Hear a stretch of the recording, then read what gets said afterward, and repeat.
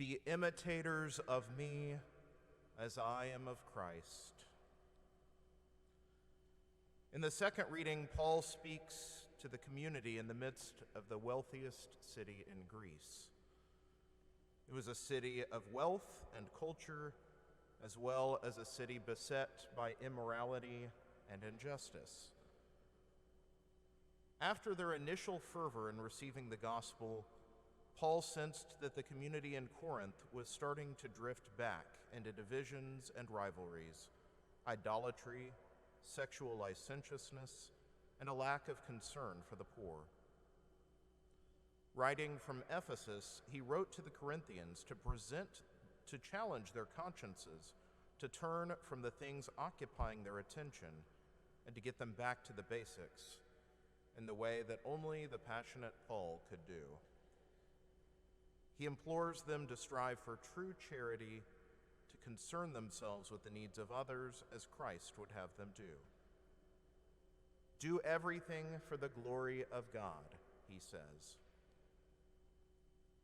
The modern Catholic can appreciate the Corinth to which Paul was writing, although to make the comparison requires us to humbly accept that we are too often like the Corinthians. We live in a divided society, torn by divisions and ideologies, sometimes even within the church. Immorality is all around, and the poor are always with us, too often ignored or underserved as we remain distracted by our own problems and difficulties, and how intense our own challenges feel in the midst of a pandemic. As the difficult 2020 year wound down, with families, churches, and institutions feeling the pinch in so many ways, not just financial, Deacon John and I watched our Diocesan Services Fund numbers with much suspense, waiting to see if we would make our mandatory goal of $135,000. I'm proud to say that with a little over a day to spare in the campaign, we broke through that threshold by a few $100s to become one of the minority of parishes this year to make their DSF goal in a year like no other. For the 311 individuals and families who contributed money in 2020 in the midst of such a difficult year, I thank you from the bottom of my heart. Now, February of 2021 has arrived, and a new year has brought a new DSF campaign, as we heard in Cardinal DiNardo's words in the video before Mass. This year's campaign, titled Walk in the Light of Christ, calls us to be generous yet again. Our first reaction can be one of fatigue. We can look at what may have been lost this year and what hardship has been or is being endured. On the other hand, in the spiritual life, we're always called to focus on the ways in which the Lord has blessed and sustained us. Often our particular wants may go unmet, plans may be dashed, and life may take unexpected detours. And yet, as Psalm 136 says, His mercy endures forever. We are called to lead lives of thanksgiving and stewardship. A life of thanksgiving comes to its pinnacle in the celebration of the Eucharist, which itself means thanksgiving, as we are joined to Christ, the high priest and sacrificial victim, who offers his entirety to the Father. Participating in the divine mysteries and being nourished by Christ's body and blood, we are called to make an offering of ourselves in turn. And as disciples called to stewardship, we offer our lives back to the Father in thanksgiving through prayer, worship, and charity to our neighbor in service, time, and almsgiving. Indeed, while we find all of ourselves in different situations, we universally share the fact that we have all been blessed and owe return to the Father. Therefore, to me, the DSF campaign title of Walk in the Light of Christ calls to mind the words of the psalmist from Psalm 56. My vows to you I must perform, O God. I will render thank offerings to you. For you have delivered my soul from death, yes, my feet from falling, that I may walk before God in the light of life.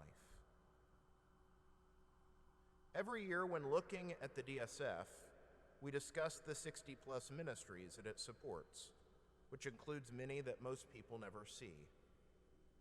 The video each year highlights at least 3 of them with testimonies, but this can seem like a random listing of pet projects by the local church. But I'd like to reframe this line of thought. After my time working in the Chancery, I can speak with new insight into the powerful reach that DSF allows.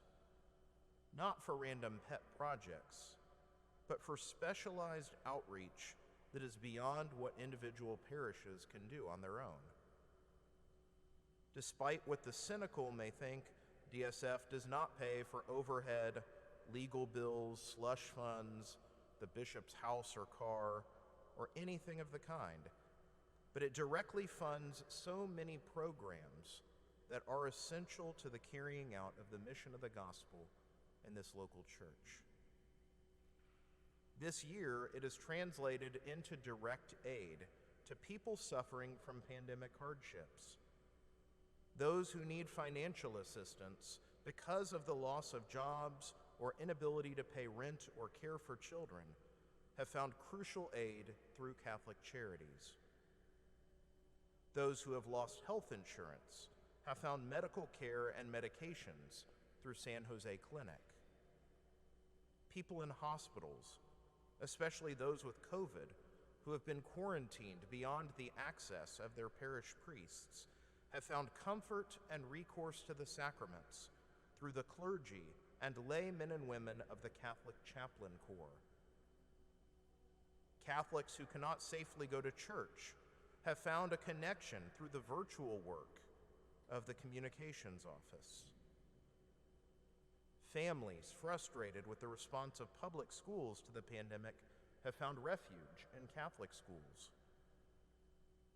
Families have found support through the pro-life office, not just through anti-abortion advocacy, but through programs designed to assist those in crisis or grief, whether it be Gabriel Project and its support of women in crisis pregnancies, Project Rachel's work in bringing counseling and healing to women after an abortion, or Jerome's Hope care to families who have known the trauma of miscarriage, prenatal death, or early infant death. In the gospel, we hear the pity of Jesus, who wills that the unclean be made clean. Do not be fooled. This is not about leprosy. In fact, as Jesus fulfills the externals of the purity laws from the Torah, he declares that the state of being unclean does not come from the outside of a person, but what comes from within, the heart. Unlike the contemporary Jewish way of thinking that saw the leprosy, blindness, sickness, and the like as a sign that a person was a sinner or held in disfavor by God, Jesus contends that the plight of the poor, the lame, and the sick are the result of the sins that we commit. We commit. Sin renders a person unclean. In fact, it is not the leper who should walk around having to yell, "Unclean, unclean," but every sinner like us. Our sins not only make us unclean, but marginalize others through the wounds inflicted. The poor, the homeless, the immigrant, the incarcerated, the uninsured, the unmarried pregnant woman, the bullied and suicidal adolescent. Our lack of concern and charity keep them on the margins. Yet the heart of Jesus is full of pity and is closest to those in most need.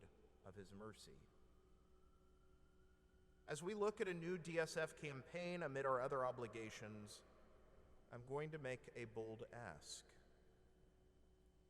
DSF for us is not just about raising a certain amount of money, although this is, of course, very important. But this is part of our stewardship, as we show not only thanksgiving to God, but justice and charity to our neighbor. As I said earlier, for the 311 families, individuals that contributed last year, thank you. And yet, we can do more. Our parish numbers over 2,000 families. And so my bold ask this year, that every single household of this parish participate in some way in DSF 2021.